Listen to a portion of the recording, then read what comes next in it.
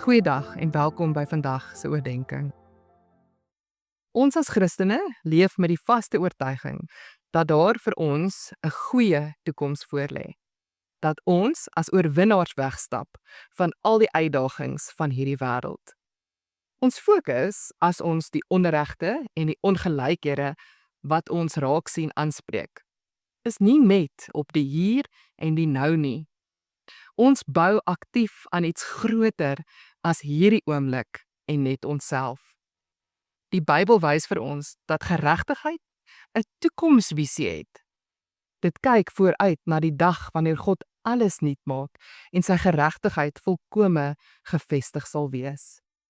Dit is hierdie duidelike beeld van wat in die toekoms lê, wat ons die waagmoed gee om nou reeds deel te raak van die nuutskepende werk van God in ons wêreld. Die profeet Amos help ons om 'n profetiese verbeelding te ontwikkel met sy aangrypende beeldspraak in hoofstuk 5 vers 24, waar hy praat van reg en geregtigheid wat uitrol soos 'n stroom, soos 'n standhoudende rivier. Hierdie beeld wys op 'n toekomstige hoop, 'n wêreld waar geregtigheid nie net af en toe gebeur nie, maar soos 'n rivier aanhoudend vloei, waar dinge uit gewoonte uit reg gedoen word, waar die sisteme in die samelewing so opgestel word dat mense as 'n reël beskerm word en geag word. Jesaja droom in hoofstuk 2 vers 4 van 'n tyd wanneer nasies hulle swaarde, wat instrumente van geweld is, in pikke, wat instrumente van groei en bou is, sal omsmee. Hierdie visie is nie net mooi poesie nie. Dit is 'n belofte dat God se finale plan vir sy skepping een van vrede en van geregtigheid is. In die Nuwe Testament hoor ons Jesus hierdie vaste hoop ook uitspreek in die Bergrede. Geseënd is die wat honger en dors na geregtigheid, want hulle sal versadig word. Let op die tydsvorm. Hulle sal versadig word. Jesus erken dat ons wêreld nou nog onreg dra, maar hy beloof 'n dag van vervulling.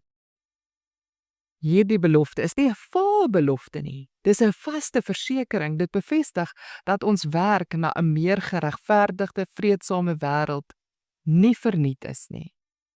Dit sal verseker 'n volkomme werklikheid word. Die kruis en opstanding van Jesus is die keerpunt. Aan die kruis word onreg en kwaad ontmasker, maar in die opstanding wys God dat sy geregtigheid uiteindelik die laaste sê het. En ons deel aan Jesus se dood en ons deel aan Jesus se opstanding. Paulus sê in Romeine 8 dat die hele skepping sug in afwagting, maar dat God dit sal verlos. Ons kan as gevolg van daardie sekerheid anders opdaag vir die uitdagings en onderdrukkende werklikhede van ons eie lewe en van ons eie samelewing. Omdat ons 'n toekoms het, daag ons anders op vir vandag. Ons werk saam met God na regverdige en 'n vreedsame wêreld met die vaste versekering van 'n einde wat in sig is, waar God se liefde wen. Geregtigheid is nie net 'n ideaal nie, dit is 'n sekerheid wat in Christus verseël is. Die boek Openbaring gee die heel laaste prentjie vir ons, 'n nuwe hemel en 'n nuwe aarde, waar God self by sy mense woon. Daar is geen trane, geen dood, geen onreg meer nie, net die volheid van God se teenwoordigheid en sy geregtigheid. So wat beteken hierdie toekoms?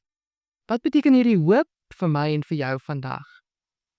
Dit beteken, ons gee nie moed op nie, want ons weet hoe hierdie mens, my en jou storie, eindig. Wanneer ons teen korrupsie en armoede en uitbuiting en onreg opstaan, dan doen ons dit nie omdat ons dink ons kan die wêreld perfek maak nie. Ons doen dit omdat ons deelneem aan God se toekoms. En God maak alles reg. Ons vertroue lê nie in regerings van die dag nie, Ons vertroue lê nie in ons eie innovasie en probleemoplossingsvermoë nie. Ons vertroue lê in God. Die een in wie se toekoms, die een wat ons toekoms in sy hande vashou. Ons leef net nou al volgens die waardes van hierdie nuwe skepping wat kom. Paulus sê in 1 Korintiërs 15 vers 58 na sy groot verklaring oor die opstanding: Daarom, liewe broers, wees standvastig, onwankelbaar, altyd oorvloedig in die werk van die Here, omdat julle weet dat julle inspanning in diens van die Here nie te vergeefs is nie. Ons aandring op 'n geregtige en 'n vreedsame samelewing nou is nie te vergeefs nie. Dit wys vooruit na God se finale geregtigheid. Kom ons neem 'n oomblik om die Here te vra dat ons nie vanuit ons Here sal leef nie, maar vanuit die versekering van die toekoms wat hy vir ons gee.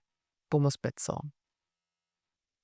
Here, net soos wat die profete en Jesus en Paulus 'n duidelike prentjie van hulle toekoms gehad het, kan ons ook 'n duidelike prentjie van ons toekoms hê. Ons leef vanuit daardie prentjie van ons toekoms. En Here, ons bou die wêreld volgens daardie prentjie. Here, hou U hand oor ons harte en ons moed, dat ons nooit opgee nie, omdat ons verseker is in U. Amen.